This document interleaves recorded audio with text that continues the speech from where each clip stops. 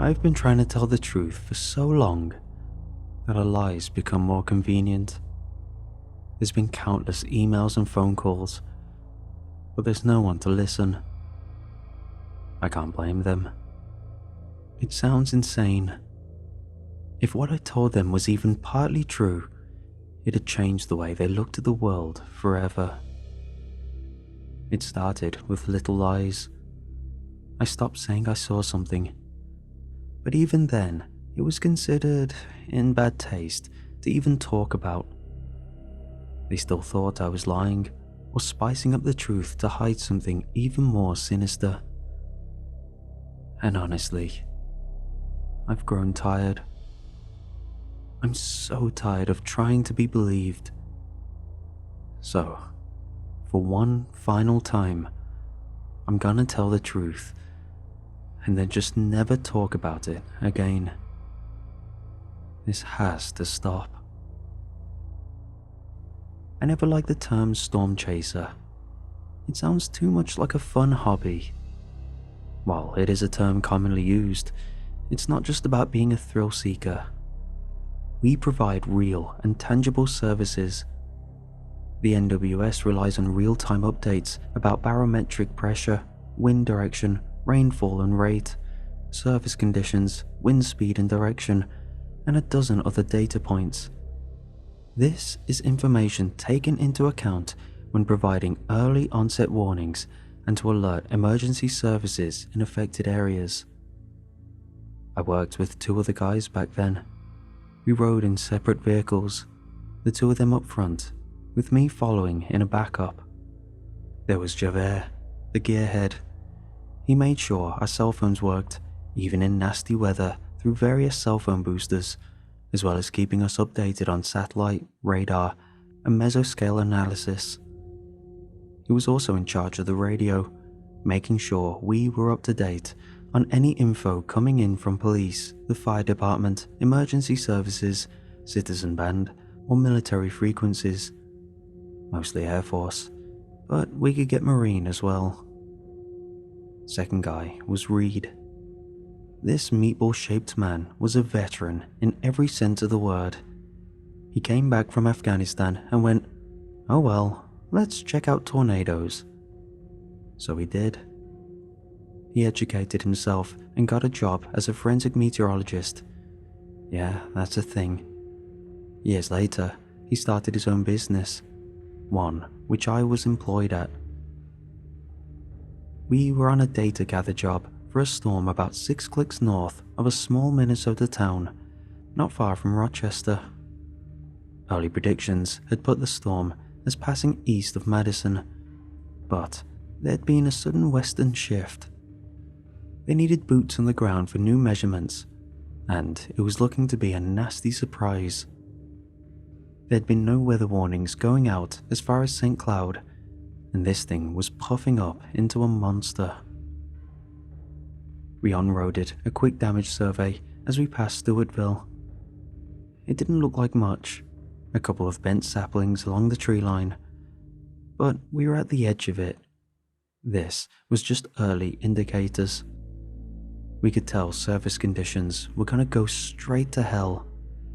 I was hearing Reed react to it in real time over the radio. "Sky's gonna hail crap," he laughed. "Mark my goddamn words." "Ain't no way," Javert said. "Ain't that kind of pressure.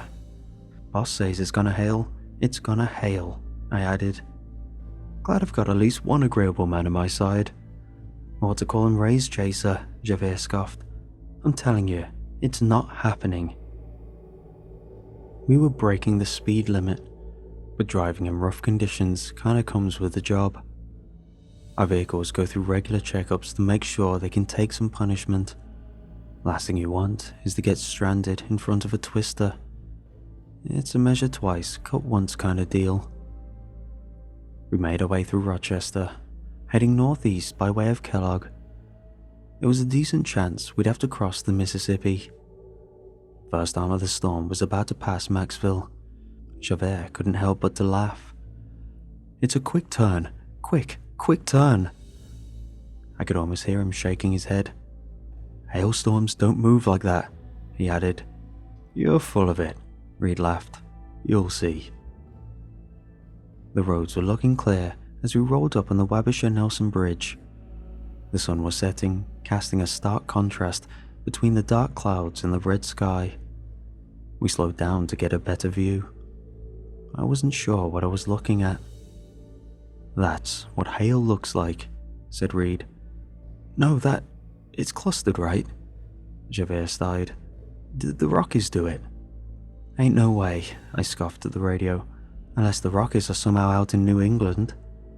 Girls, Reed laughed. You're both pretty. It's fine. There was a rest stop just across the bridge. We turned in to check the weather stations and do a preliminary reading. Javert double-checked the power supply. We were running a ton of devices, and you don't want any of them breaking in the heat of things. He was reading a checklist out loud as Reed and I took a sidebar, getting a closer look at the storm. You really think it's hail? I asked. Could just be a nasty downpour. Nah, it's hail, he nodded. You get a feel for it. You can smell it. Smell it? Yeah, smell it. Smells like nonsense, more like. It's what's happening. He pointed south, predicting a sharp movement to the west. Powerful winds, enough to rip away more than just a couple saplings across the road. We were looking at potentially serious property damage. Checking the weather station confirmed it. Wind direction was shifting fast and picking up speed. We kept going north, heading to Wisconsin, then southeast to the 35. We got a better view of the storm, and something just felt off. I had only worked with Reed for about 18 months, but it's like he said, you can kind of smell it. And I did. We kept going another 10 to 20 minutes, stopped by the roadside and updated our readings. As Javert updated the local NWS office, Reed stopped for a cigarette. The wind was picking up. Another anemometer was picking up speed, spinning faster and faster. Reed was having trouble lighting a cigarette. That, if anything, seemed to worry him. Rain or shine, he could light a goddamn cigarette. It ain't looking good, he said. Not one bit. What are you thinking? I'm not sure yet, he sighed, cupping a hand around his lighter. Looking worse than hail. We talking Twister? He shook his head, finally lighting up a spark. Nah, he sighed. That ain't it. We kept going south for another 10 minutes or so. The clouds were rolling in, fast. I could feel the increased moisture in the air sticking to my skin. I had to turn up the AC. We gotta stop for another reading, said Javert. We're getting in the thick of it. We're turning back, said Reed. No, chuckled Javert. No, we ain't. That's moving out of... We're turning back. We have no idea what we're running into. You got no idea? Huffed Javert. You really got no idea? You? Yeah. Reed let the pause hang in the air for a moment. I could feel the tension. All right, said Javert. Guess we're going back. Tires screeched as Reed turned. I could see flashes of light in the rearview mirror. Then came the thunder. Yeah, it's picking up, Reed said. So, it's not hail? Chuckled Javert. I don't know what the hell that is. Told you it ain't hail. Now's not the time to be a smug asshole, Javi, I interrupted. Where are we headed? Reed figured we could cut the thing off going north through Nelson, coming out behind it. As he shared his plans, I couldn't help but to notice Javert going quiet. This was a guy who was more banter than man. And all of a sudden, he wasn't feeling it anymore. Bad sign. We kept sending updates to the local NWS office, and within minutes, there was a weather warning going out. I got one too. Reed turned north up the 25, hoping we'd get far enough before we struck the brunt of the storm.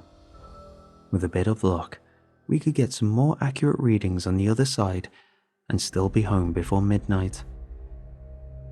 But yeah, no, we weren't that lucky. The storm picked up, and we ended up in the tail end of the northernmost edge. We got hit by the rain first. I kept my eye on Reed's car, watching the raindrops gather and disappear with a tic-tacking of my windshield wipers. Reed and Javert were arguing about the readings, about connection issues, about how the power strip was acting up, overcharging the batteries. I was having trouble hearing them over the radio. I could suddenly smell ozone. Again, you can smell it just before it happens. I bet Reed did too. The first lightning strike came out of nowhere. Now, I've seen bad weather. I've lived it, slept in it. But this wasn't just bad weather. It was downright nefarious. Not just rain and thunder, but something else. A split second. In that single heartbeat where the strike lit up the sky and everything was quiet, there's not a person alive that's quick enough to react, giving this eerie, ethereal feel to it as Reed's car kept sailing straight forward. But in that light, I saw something. Shadows cast across the pavement. Something. Reed swerved, and the road took the wheel. He tried to bring it back, but it was too late. One wheel dipped into a ditch, lurching the car forward, spinning it around and nearly flipping it, ripping it off the road and about 25 feet into a nearby field. Made it look like a goddamn bumper car. I stepped on the brakes, leaning my car into the side of the road. I didn't even think about it. I grabbed my radio and hurried out of the door. I called out for them to respond, but they were doing the same right back to me. We screamed over one another in those chaotic first few seconds in a garbled mess. Finally, I stopped to listen. Reed came through. "Get back into your car." "What?" "Get back into your goddamn car." I wasn't thinking straight. I was heading out into the field with no cover. In a storm, it's safer to be inside the vehicle. It can act as a sort of Faraday cage. I was completely exposed out there. A quick turn of the heel, and I was heading straight back to my car. I threw myself into the passenger seat, and the moment I closed the door, the sky lit back up. A single lightning strike, reaching from the clouds and into the windshield of Reed's car. And from that light, I could see them. There must have been 100. People. Burned people. People with exposed bones, cracked skin, missing limbs, all in various stages of decay and decomposition. They were all over, covering the street, circling Reed's car, all just standing there in a white light, staring with dead eyes.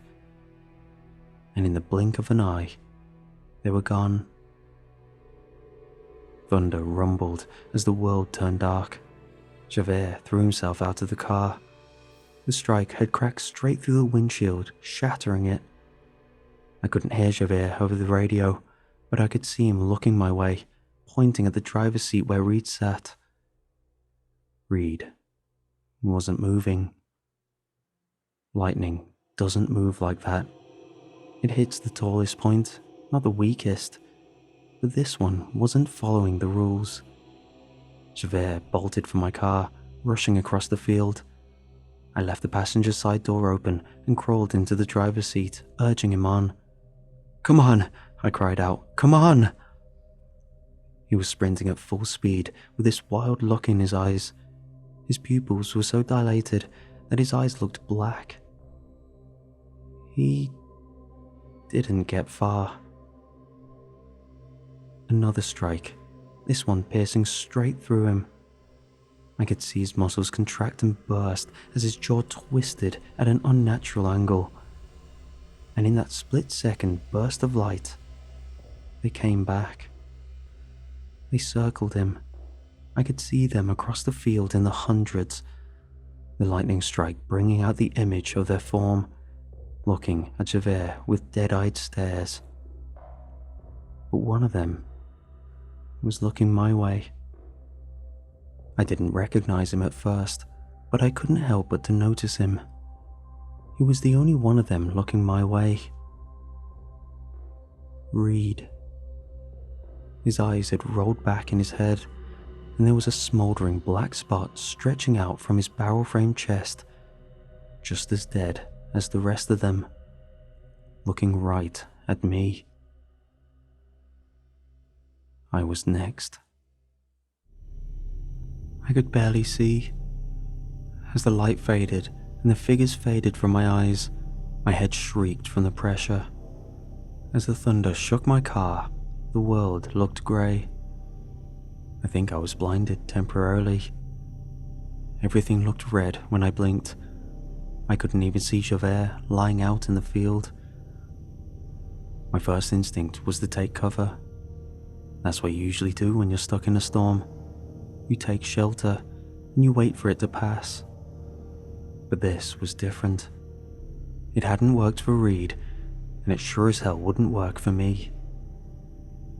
I got out just seconds before lightning rocked my car, burning through the engine block and scorching the pavement underneath. In the flash of light, I saw them. They were all there. Javert too. His jaw still twisted and bent, but now they were all looking at me, waiting for me. I stumbled backwards, falling into a ditch by the side of the road. I got my clothes covered in rainwater, stinging nettles and discolored sunflowers. The rain was relentless. My first thought was to get up and run, but I couldn't get my legs to move. Instead, I just curled into a ball, covered my eyes, and tried to make myself as small as possible. Strike after strike after strike. But it didn't reach me. And with every flash, the figures came closer. By the third flash, I was surrounded by the dead, shoulder to shoulder, packed like sardines. They didn't say a word. All they did was come closer, reaching for me. It felt like an eternity. Every flash of light making my heart skip a beat. It felt like minutes passed in every instant where the ground was struck. I covered my ears and eyes, but there was just no way not to feel it. It consumes your every sense. You can taste it, smell it. It's so bright it burns through your eyelids. It ripples through the hands you use to cover your ears. It's such immense, ungodly power. I could feel them.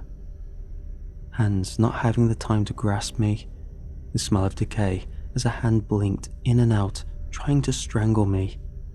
A flash of pain as someone tried to bite my leg, but the flash was over before the dead teeth could pierce my skin.